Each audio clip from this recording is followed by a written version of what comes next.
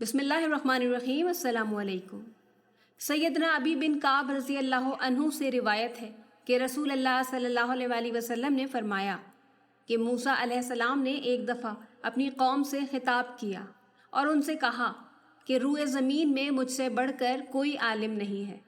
اللہ تعالیٰ نے ان کی جانب وحی کی کہ فلاں زمین میں تم سے زیادہ علم والا آدمی موجود ہے، اور اس سے ملاقات کی علامت یہ ہے کہ ایک نمکین مچھلی لو، جہاں وہ ہاتھ سے نکل جائے وہ وہاں ہوگا۔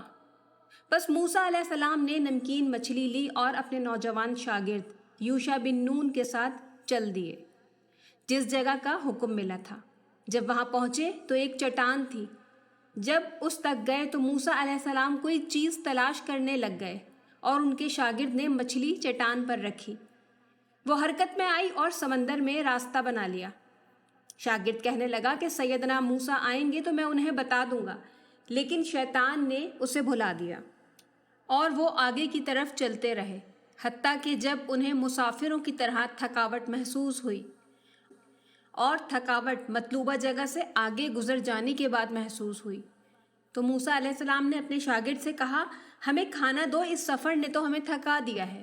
شاگرد نے کہا، اے اللہ کے نبی، آپ کو معلوم ہے کہ جب ہم چٹان کے پاس ٹھہرے تھے تو مچھلی نے وہاں حرکت کی، لیکن میں بتانا بھول گیا۔ یہ شیطان ہی ہے جس نے بھلا دیا۔ تو اس مچھلی نے سمندر میں جگہ بنا لی تھی۔ موسیٰ علیہ السلام نے کہا کہ وہی مقام ہماری مطلوبہ جگہ ہے۔ اب پچھلے پاؤں انہی نشانات قدم پر واپس آئے۔ جب اس چٹان تک پہنچے تو وہاں گھومے۔ اچانک دیکھتے ہیں کہ حضرت خضر علیہ السلام کپڑا لیے موجود ہیں۔ موسیٰ علیہ السلام نے ان پر سلام کہا۔ انہوں نے سر اٹھایا اور کہا، تم کون ہو؟ انہوں نے کہا، میں موسیٰ علیہ السلام ہوں۔ انہوں نے پوچھا، کون سا موسیٰ؟ انہوں نے کہا، بنو اسرائیل والے موسیٰ۔ پھر موسیٰ علیہ السلام نے کہا، تمہارے پاس علم ہے، میں چاہتا ہوں کہ تمہارے ساتھ رہ کر وہ علم حاصل کروں۔ انہوں نے کہا، تم اس کے حصول کی طاقت نہیں رکھتے۔ موسیٰ علیہ السلام نے کہا کہ میں صبر کے ساتھ تمہاری فرما برداری کروں گا۔ خضر علیہ السلام نے کہا کہ جس کی تمہیں خبر نہیں اس پر تم صبر کیسے کر سکو گے؟ موسیٰ علیہ السلام نے کہا، مجھے چونکہ حکم ملا ہے اس لیے میں صبر کروں گا۔ خضر علیہ السلام نے کہا، اگر تم میرے ساتھ چلتے ہو تو پھر جو بھی میں کرتا جاؤں تم نے نہیں بولنا، میں خود ہی وضاحت کر دوں گا۔ اب دونوں چلے، کشتی میں سوار ہوئے۔ جب وہ رکی تو اس کی سواریاں باہر چلی گئیں تو یہ پیچھے رہ گئے۔ خضر علیہ السلام نے کشتی میں سوراخ کر دیا۔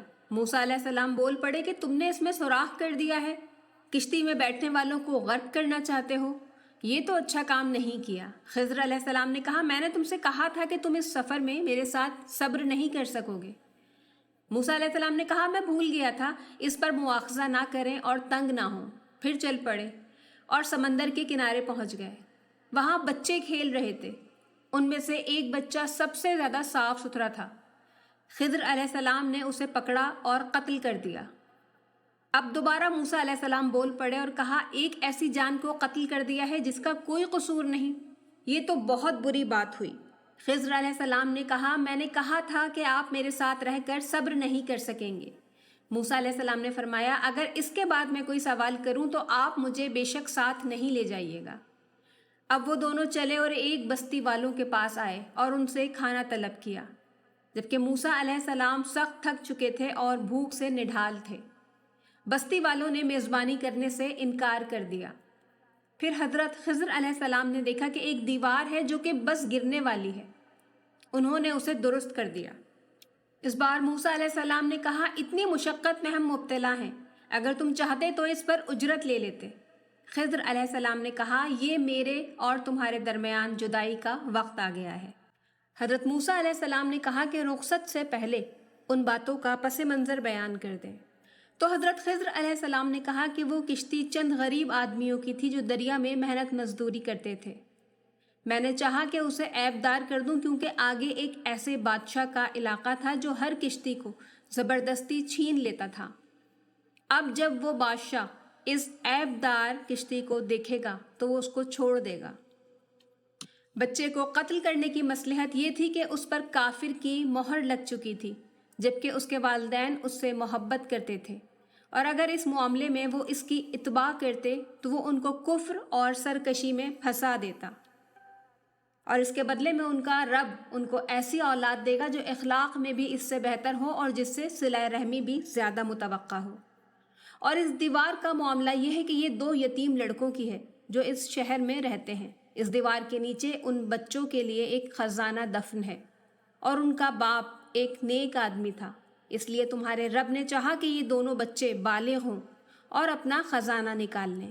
یہ تمہارے رب کی رحمت کی بنا پر کیا گیا ہے، میں نے کچھ اپنے اختیار سے نہیں کیا۔